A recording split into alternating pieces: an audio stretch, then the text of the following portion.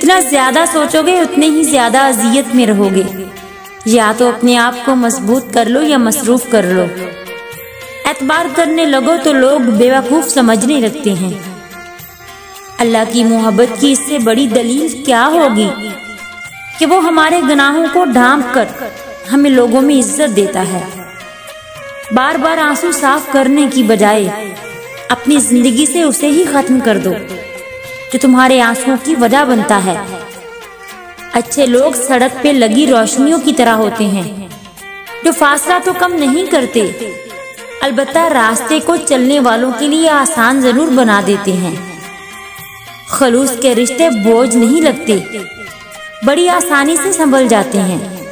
और मतलबी रिश्ते इतने वजनी होते हैं कि उनको संभालते संभालते हम खुद उनके वजन तले आ जाते हैं।